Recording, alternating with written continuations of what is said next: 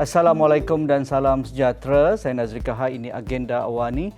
Meniti usia 100 hari Kerajaan Perpaduan di bawah pentadbiran Perdana Menteri ke-10 Datuk Seri Anwar Ibrahim, rakyat memahati dengan dekat dan segala prestasi kerja yang dilakukan oleh jemaah menteri dipantau dengan dekat dan juga tidak diberi peluang untuk sebarang kekurangan dan juga kesilapan berbanding pentadbiran yang lalu. Kerana gabungan kerajaan perpaduan ini terdiri dari parti-parti dari Pakatan Harapan, dari Barisan Nasional, dari GPS, GRS dan juga individu ahli politik bebas, pastinya ekspektasi lebih tinggi berbanding apa yang mereka mahukan ketika pentadbiran Perdana Menteri ke-8 dan juga Perdana Menteri ke-9 yang lalu. Tetapi apapun apabila survey yang dilakukan oleh gabungan media arus perdana yang dikeluarkan baru-baru ini ia menimbulkan beberapa polemik yang dilakukan surveynya iaitu O2 Badan Kajian Politik yang menampilkan lebih 35,077 orang responden yang terdiri pada pelayar agensi media yang terlibat seperti Sinar Harian, Malaysia Namban, The Star, Sincu dan juga Astro Awani sendiri. Ia juga menampilkan beberapa persoalan dari dapatan kajian itu, iaitu berkaitan tahap ketidakpuashatian masyarakat, beberapa isu penting amat tinggi berkaitan kos sara hidup, berkaitan dengan pendapatan isi rumah, berkaitan juga dengan prestasi di kalangan ahli kabinet, berkaitan dengan harga barangan di kedai dan seumpamanya. Tetapi untuk malam ini kita akan melihat dari aspek yang lebih positif. Walaupun dapatan kajian itu lebih banyak prestasi ataupun dapatan survey yang agak tidak memuaskan kepada prestasi Perdana Menteri dan juga Barisan Kabinet Kerajaan Perpaduan ini, tetapi mungkin dari sisi yang lain mungkin kita boleh ambil cerapan-cerapan seperti cerapan Merdeka Center yang dilakukan pada akhir tahun lalu hingga awal tahun ini yang lebih positif. Begitu juga dari aspek beberapa perkara yang sudah pun dilakukan oleh Perdana Menteri ke-10 dan juga Barisan Kabinet seperti reformasi institusi dan juga belanjawan yang sudah pun dibentangkan pada minggu lalu. Jadi yang berbahagia Profesor Dr. Wong Chun Huat sudah pun bersedia yang kini berada di Davao, Filipina, tetapi ada masa untuk berkongsi pandangan beliau tentang survey ini. Selamat petang Dr. Wong Chun Huat yang kini berada di Filipina. Apa khabar? Khabar baik. Ya, terima kasih. Saya. Terima kasih Prof kerana sudi bersama kami dalam isu ini. Tetapi sebagai permulaan, sebagai pemerhati politik dan juga terlibat dalam banyak dapatan dan juga survey di lapangan, apa pandangan Prof Dr. Wong Chun Huat dengan survey yang dilakukan oleh gabungan 5 media arus perdana ini yang menggunakan sepenuhnya pelayar di sosial media ataupun melalui laman sosial, yang menggambarkan beberapa survey ataupun beberapa soalan-soalan yang dikemukakan tidak melepasi hampir 50% pun hampir ke semua soalan-soalan yang dikemukakan kepada responden yang sekitar 35,000 ini. Apa pandangan Prof sendiri? Terima kasih. Survey ini mentanyakan soalan yang sangat menarik dan juga merangkumi sampel yang sangat besar iaitu 35,000. Akan tetapi kerana dia menggunakan mendapatkan sampelnya daripada laman iaitu pembaca pelayar laman yang berminat saja mereka akan masuk, jadi dia tidak dapat menyelidik pandangan orang awam secara rawak ataupun random. Ini bermaksud dia mungkin ada self-selection bias. Yakni mereka yang lebih berpendapat, yang ingin menyatakan pendapat itu, pendapat mereka akan dibesarkan dalam survey ini. Jadi saya rasa sungguh pun yang arah-arah soalan yang ditanya itu boleh nampak munasabah, tetapi kita tidak harus mengambil angka-angka itu secara mutlak kerana ada self-selection bias. Jadi secara Ya, secara keseluruhannya saya rasa apa yang kita lihat adalah sentimen sampel survey ini yang agak berpolarisasi. Maksudnya kalau kita lihat yang prestasi untuk menteri, kita boleh nampak ada hampir 40% yang akan sentiasa menafikan menteri-menteri, pencapaian menteri-menteri. Manakala ada 30, lebih kurang 30% yang lebih kurang puas hati dengan kebanyakan menteri, dan kemudian kita ada lebih kurang 30% di antaranya. Jadi ini menunjukkan bahawa survey itu mungkin melambangkan ataupun mencerminkan cita rasa kepatian daripada semata-mata atas isu. Ya, Prof, kalau kita lihat antara dapatan yang menonjol itu berkaitan dengan isu ekonomi, beberapa soalan yang spesifik yang begitu tepat apa yang ingin dimahukan dilakukan oleh kerajaan ini oleh rakyat, seperti 45% responden mengatakan hala tuju negara sekarang berada di jalan ataupun di landasan yang betul berbanding 30% di landasan yang salah. 38% misalnya responden yang mengatakan ekonomi bertambah baik dari Disember hingga Februari 2023, manakala 39% penambahan ataupun 1% lebih mengatakan ekonomi kita bertambah buruk. Jadi seolah-olah apa yang dilakukan dalam masa 100 hari ini sebenarnya ia suka menggambarkan realiti polisi dan juga dasar kerana ia melibatkan hal ekonomi, suatu yang besar. Tetapi apabila soalan yang dilontarkan itu lebih spesifik berkaitan dengan hala tuju negara, berkaitan dengan ekonomi negara dan juga berkaitan dengan pendapatan rakyat dan juga perbelanjaan isi rumah dan sebagainya, apa respon Prof? Adakah ini semata-mata ingin melihat bahawa soalan ini ingin menggambarkan bahawa banyak perkara yang belum dirasai oleh rakyat berbanding apa yang sudah pun diumumkan oleh kerajaan kerana waktunya amat singkat, iaitu 100 hari. Kalau nak tambah plus minus penubuhan kerajaan dan juga penubuhan kabinet itu mungkin tak sampai 100 hari pun. Ya, saya memang bersetuju bahawa kalau kita lihat kesan dasar-dasar ekonomi ia akan mengambil masa untuk ditunjukkan. Tetapi apa yang kita lihat sini adalah kebimbangan lapisan masyarakat yang berlainan. Ya, kita lihat ada lebih kurang peratusan yang sama, 38-39, sebahagiannya melihat negara ke arah yang lebih baik kerana mereka ada keyakinan terhadap kerajaan. Tetapi pada masa yang sama lebih kurang ada sebahagian lagi yang kurang keyakinan kerana mereka mungkin tidak rasa lagi kesan. Dan kita tak dapat, kalau kita lihat apa yang masalah sekarang berlaku, ada yang memang di luar kawalan kerajaan seperti perang Rusia dan Ukraine yang menyebabkan rantaian pembekalan dan juga keselamatan makanan terganggu. Dan ada juga yang lebih bersifat tempatan, sebagai contohnya bagaimana kita nak atasi masalah guna tenaga, termasuk bergantungan kepada buruh asing dan sebagainya. Jadi isu-isu ini perlukan masa untuk selesai, dan mungkin ada rakyat yang tidak nampak lagi kesan. Sebagai contoh, ada yang menuntut bahawa kerajaan membenarkan pengeluaran wang caruman daripada KWSP, tetapi kerajaan menolak atas pertimbangan bahawa ini akan hanya memiskinkan rakyat yang paling miskin apabila mereka berusia nanti. Jadi sesuatu dasar yang mungkin baik, tetapi dalam jangka pendek itu tidak dapat memenuhi kehendak rakyat, itu mungkin menyebabkan sebahagian daripada ketidakpuasan.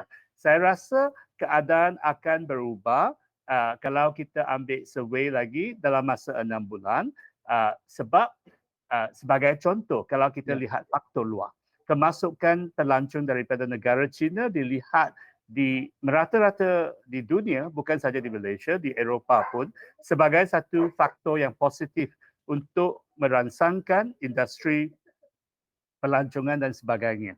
Dan itu kita tahu akan mengambil masa bila seluruh ekonomi itu menerima ganjaran ataupun hasil daripada itu. Jadi saya rasa apa yang kita harus ambil daripada survey ini adalah isu ekonomi adalah sangat penting. Kerajaan sentiasa perlu menitik beratkan ini, menghantar isyarat kepada rakyat bahawa keprihatinan mereka memang menjadi tumpuan penting kerajaan, tetapi kita juga harus bersifat realistik bahawa keadaan ekonomi tidak akan berubah dalam masa beberapa minggu. Ya, dari segi persepsi masyarakat dan juga rakyat tentang penerimaan Perdana Menteri yang ke-10 Datuk Seri Anwar Ibrahim, adakah melalui survei ini pada pandangan Prof ia satu dapatan yang munasabah?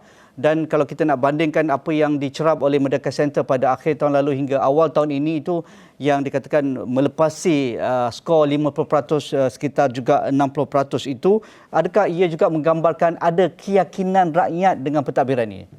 Ya, saya rasa kalau kita lihat survei daripada Merdeka Center, itu mungkin lebih tepat sedikit daripada angkanya kerana dia bersifat rawak ataupun random. Dan secara keseluruhannya saya rasa sokongan kepada kerajaan ataupun keyakinan kepada kerajaan ini memang melepasi ambang 50%. Tetapi tetap ada sebilangan besar rakyat yang mungkin rasa kurang pasti, kurang yakin ataupun kurang puas hati. Sebahagiannya mungkin mereka tidak melihat ataupun merasai hasil daripada dasar kerajaan yang baru, dan sebahagian itu mungkin adalah kerana sentimen kepatian. Saya rasa itu yang sesuatu yang sangat penting kerana kalau kita lihat survey di mana-mana negara pun, cita rasa untuk kepatian itu akan mencorak bagaimana rakyat melihat isu. Maksudnya, kalau daripada parti yang kita tidak suka, sekalipun dasar itu baik, kita kadang-kadang lihat kurang daripada itu. Dan kalau daripada parti yang kita suka, kekurangannya kita mungkin tak nampak.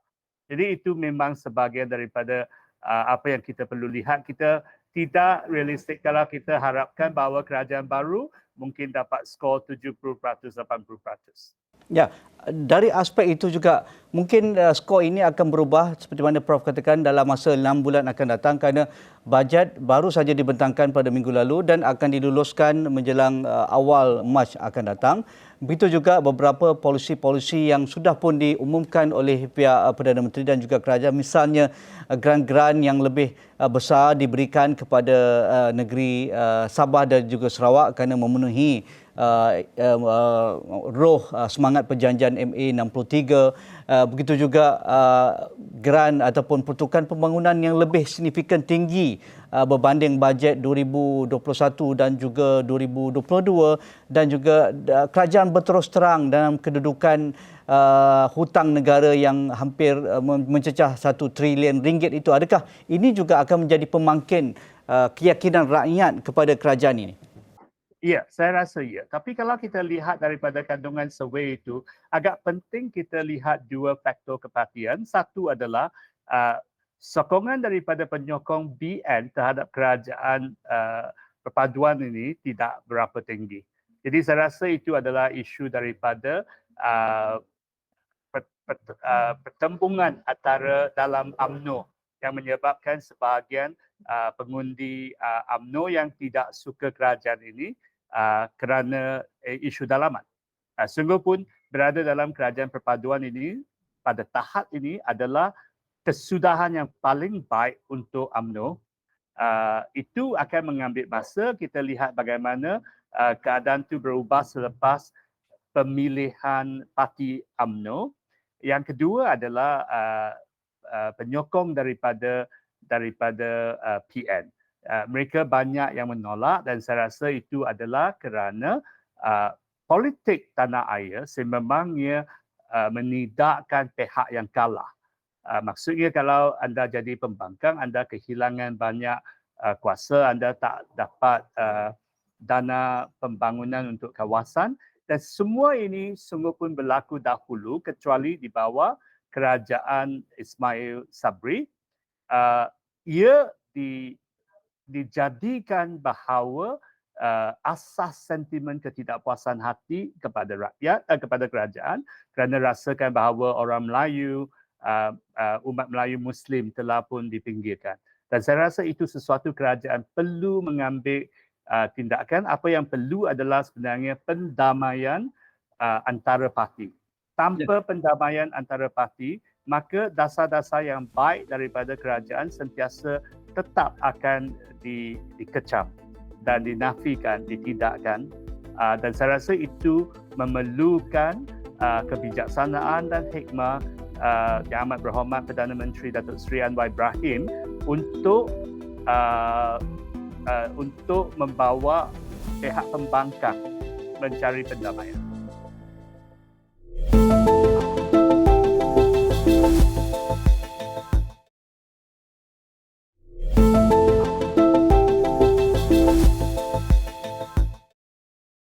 Ya, mungkin dari sudut polisi dan juga dasar populis yang seringkali digemari ataupun ditunggu-tunggu oleh pengundi Melayu Islam misalnya, tidak diberikan tumpuan khusus oleh pentadbiran dalam masa 100 hari ini.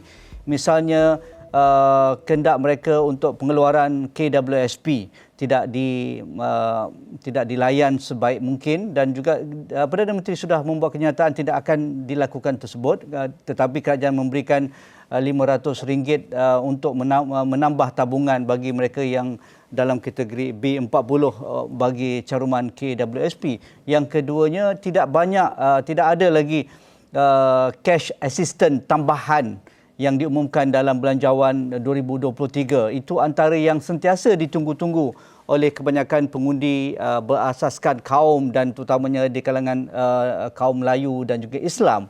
Dan apatah lagi berkaitan dengan sentimen persepsi bahawa kerajaan ini tidak mewakili aspirasi orang Melayu dan Islam. Adakah ini juga akan mengherut keyakinan mereka ke arah pentadbiran ini jika tidak ada perdamaian, jika tidak ada kata pun langkah-langkah untuk menangkis persepsi ini di kalangan pemain media oleh pihak kerajaan?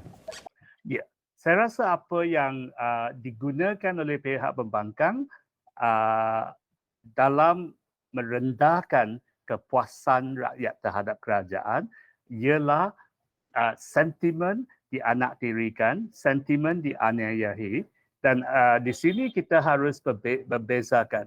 Kalau katakan seseorang ahli parlimen pembangkang itu melanggar undang-undang seperti terlibat dalam kes rasuah, sememangnya mereka perlu didakwa di mahkamah dan nasib mereka akan ditentukan oleh mahkamah.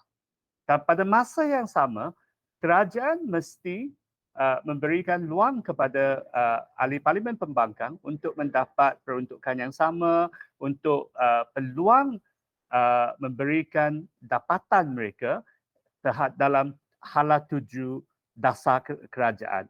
Mengapa? Kerana sebenarnya kalau kita kaji, bila kita sebut dasar-dasar, alternatif itu sebenarnya agak terhad. Kerana antara satu kementerian dengan kementerian lain, antara satu dasar dengan dasar yang lain, mereka terikat selalu. Mereka adalah interdependent, saling bergantungan. Maksudnya, pilihan kita sebenarnya tak banyak.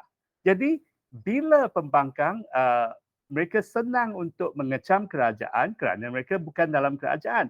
Tetapi kalau dengan reformasi parlimen, di mana dengan tertubuhnya jawatan kuasa pilihan khas parlimen, ahli-ahli parlimen pembangkang, mereka ada peluang untuk meneliti dasar-dasar kerajaan dan kalau dengan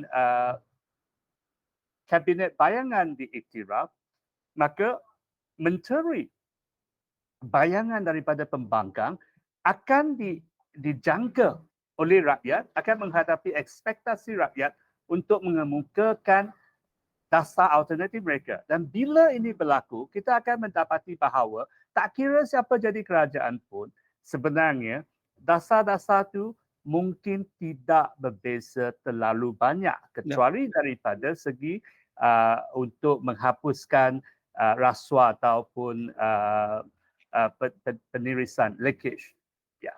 Ya, adakah ini ruang yang wajar dimanfaatkan oleh pentadbiran Datuk Seri Anwar kerana beliau tidak mengumumkan secara jelas tentang peruntukan kepada ahli parlimen, tetapi beliau mengesahkan bahawa peruntukan untuk pembangunan itu tidak ada masalah, tetapi disalurkan melalui jabatan-jabatan dan juga pejabat daerah yang berkaitan. Ia bukan dilonggokkan ataupun dikumpulkan sekaligus kepada individu ahli parlimen itu. Tetapi ia belum dimuktamadkan.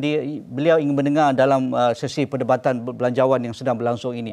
Adakah ini ruang yang wajar dimanfaatkan oleh kerajaan dan juga Perdana Menteri untuk meneliti semula, untuk mengurangkan perbelanjaan kepada ahli parlimen itu dan menyambung semula seperti mana CSA yang sudah pun dilaksanakan oleh Datuk Seri Asmai Sabri ketika beliau sebagai Ketua Pembangkang pada sesi yang lalu? Adakah ini wajar diberikan perhatian oleh kerajaan? Kerana ini akhirnya akan memberikan satu tafsiran, gambaran dan juga persepsi bahawa kerajaan tidak menganaktirikan ahli parlimen pembangkang dan juga kerajaan pembangkang, terutamanya di negeri-negeri di bawah pentadbiran PAS, Terengganu, Kelantan, Perlis dan juga Kedah, kerana pilihan raya negeri akan berlaku pada pertengahan tahun ini. Ya, memangnya saya rasa ini penting dan saya ingin merakamkan sanjungan saya terhadap gagasan Malaysia Madani yang dikemukakan dan digerakkan oleh Yang Amat Berhormat Perdana Menteri Datuk Seri Anwar Ibrahim. Saya rasa gagasan yang mulia ini melakarkan jalan ke depan bagaimana kita boleh maju sebagai sebuah negara dan sebagai sebuah demokrasi. Kemajuan negara ini perlukan bukan saja kerajaan yang berwibawa dan berkaliber, tetapi juga pembangkang yang berwibawa dan bertanggungjawab. Dan itu saya rasa apa yang penting. Masyarakat Madani, Malaysia Madani ini harus dioperasikan sebagai satu asas untuk kewujudan dan persaingan yang sihat antara parti-parti kerajaan dan juga parti-parti pembangkang. Saya boleh terima bahawa kalau wang dana untuk pembangunan itu dikurangkan, tetapi yang penting adalah semua wakil rakyat seharusnya diberi dana yang sama. Sememangnya ada penyokong kerajaan yang rasakan bahawa kalau pembangkang dapat kurang dana, maka rakyat mungkin akan meninggalkan mereka. Tetapi daripada pengamatan saya, ini sebenarnya tidak berlaku demikian. Sebaliknya, kalau ahli wakil rakyat pembangkang dilihat sebagai telah dianiayai, ada lebih mungkin pengundi di medan tengah, terutamanya antara orang Melayu yang akan bersimpati kepada pembangkang dan memberikan lebih banyak sokongan kepada pihak pembangkang dalam pilihan raya negeri yang sudah pasti kalau pencapaian parti-parti kerajaan PH dan BN tidak cemerlang, ia akan melemahkan asas kerajaan perpaduan ini. Okey, akhir sekali, Prof, untuk bergerak ke hadapan, apakah ataupun cerapan yang wajar dilakukan oleh pentadbiran ini kerana untuk lebih adil kepada mereka, satu hari mungkin tidak menepati bagaimana polisi dan juga dasar yang sedang direncanakan untuk sampai kepada rakyat, tetapi mungkin dalam masa selepas belanjawan misalnya yang lebih realistik untuk memastikan rakyat merasai dan situasi ekonomi sebenarnya tidak banyak berubah, tetapi dengan polisi yang betul, dengan menu rahmahnya, dengan pengurangan beberapa cukai untuk individu dan sebagainya, begitu juga tambahan kepada peruntukan sekolah daif dan juga himbuhan kepada penjawat awam menjelang Aidilfitri, sekurang-kurang itu boleh memberikan satu persepsi yang berbeza daripada hanya menumpukan 100 hari, Prof. Wong Chin Wat. Ya, sememangnya itu boleh berlaku. Apa yang kita perlukan adalah menteri-menteri perlu menunjukkan pencapaian mereka dengan jelas. Dan kalau kita lihat kembali kepada survey yang diadakan oleh oleh Awani, Sina Sinciu dan Malaysia Namban ini, kita boleh nampak bahawa ada satu fenomena yang menarik. Kalau orang Melayu, DAP itu bukan satu parti yang didampingi, tetapi menteri yang paling popular adalah daripada DAP, Anthony Loke. Dan saya rasa apa yang berlaku, dan ini bukan sesuatu yang menghairankan daripada permulaan lagi daripada kerajaan PH yang pertama lagi, beliau dapat menunjukkan, menyampaikan satu imej bahawa beliau adalah menteri yang berkhidmat.